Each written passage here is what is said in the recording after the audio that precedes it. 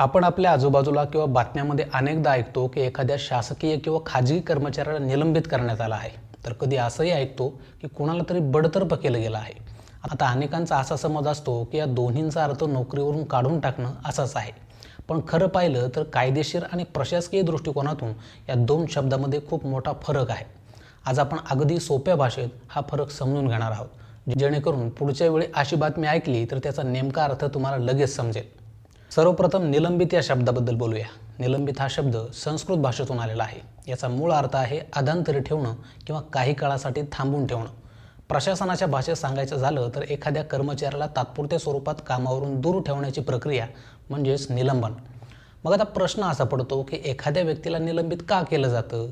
तर जेव्हा एखाद्या कर्मचाऱ्यावर नियमभंग, कामात कसूर, आर्थिक गैरव्यवहार किंवा भ्रष्टाचारासारखे गंभीर आरोप होतात, तेव्हा त्या प्रकरणाची चौकशी सुरू केली जाते। ही चौकशी निष्पक्ष आणि प्रभावीपणे व्हावी यासाठी संबंधित कर्मचाऱ्याला काही काळासाठी त्याच्या पदापासून दूर ठेवलं जातं। यालाच निलंबन म्हणतात।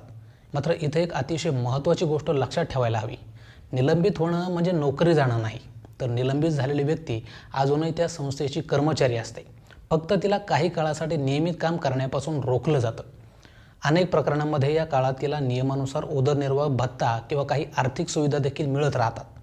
त्याहून महत्त्वाचं म्हणजे चौकशी पूर्ण झाल्यानंतर जर ती व्यक्ती निर्दोष आढळली तर तिचं निलंबन रद्द होऊ शकतं आणि ती पुन्हा पूर्वीप्रमाणे आपल्या सेवेत रुजू होऊ शकते। त्यामुळं निलंबन ही कायमची शिक्षा नसते, तर चौकशी पूर्ण होईपर्यंतची ती एक तात्पुरती प्रशासकीय व्यवस्था असते। मग आता निलंबन ही तात्पुरती कारवाई असेल तर बडतर्फ म्हणजे नेमकं काय? तर बडतर्फ हा शब्द फारसी भाषेतून मराठीत आला आहे। त्याचा अर्थ होतो एखाद्याला पदावरून दूर करणं किंवा सेवेतून हटवणं।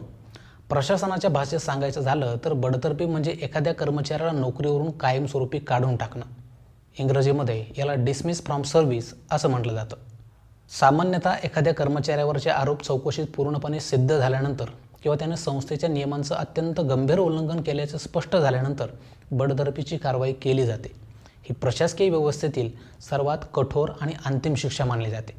एकदा एखादी व्यक्ती बडतर्फ झाली की तिचा त्या संस्थेशी असलेला अधिकृत संबंध पूर्णपणे संपुष्टात येतो। त्यानंतर तिला पगार, भत्ते किंवा इतर सेवाविषयक लाभ मिळत नाहीत। म्हणजेच निलंबनाप्रमाणे पुन्हा सेवेत परतण्याची संधी सहसा उपलब्ध राहत नाही। पण मित्रांनो, या दोन्ही कारवाईमधला खरा आणि सर्वात मोठा फरक कुठं दिसून येतो माहिती आहे? तो दिसून येतो त्या व्यक्तीच्या भविष्यात। कारण निलंबित झालेली व्यक्ती चौकशी पूर्ण झाल्यानंतर पुन्हा आपल्या कामावर परत येऊ शकते। जर ती निर्दोष ठरली तर तिचं करिअर पूर्वीसारखं सुरू राहू शकतं। पण बडतर्फीचं चित्र मात्र पूर्णपणे वेगळं असतं। एकदा एखादी व्यक्ती बडतर्फ झाली की त्याचा परिणाम केवळ त्या नोकरीपुरता मर्यादित राहत नाही, तर तिच्या संपूर्ण व्यावसायिक आयुष्यावर होऊ शकतो। कारण बडतर्फीची नोंद तिच्या सेवा अभिलेखात कायम राहते। त्यामुळे भविष्यात दुसरी सरकारी नोकरी मिळवणं तर कठीण होतंच, पण अनेक प्रतिष्ठित खाजगी संस्थासुद्धा अशा उमेदवाराकडे सावधपणे पाहतात। म्हणजेच एका वाक्यात सांगायचं झालं तर निलंबन ही तात्पुरती कारवाई असते, तर बडतर्फी ही कायमस्वरूपीचा निर्णय असतो। आशा करतो की निलंबित आणि बडतर्फ या दोन शब्दांमधील फरक तुम्हाला अगदी स्पष्टपणे समजला असेल। पण जाता जाता एक गोष्ट कमेंट्समध्ये नक्की सांगा, आजचा हा व्हिडिओ पाहण्यापूर्वी तुम्हाला या दोन्ही शब्दांचा अर्थ एकच आहे असं वाटायचं का? तुमचं ते मत कमेंटमध्ये नक्की कळवा। व्हिडिओ जर उपयुक्त वाटला असेल तर लाईक करा, शेअर करा आणि असेच नवनवीन व्हिडिओज पाहण्यासाठी चॅनलला सबस्क्राईब करा।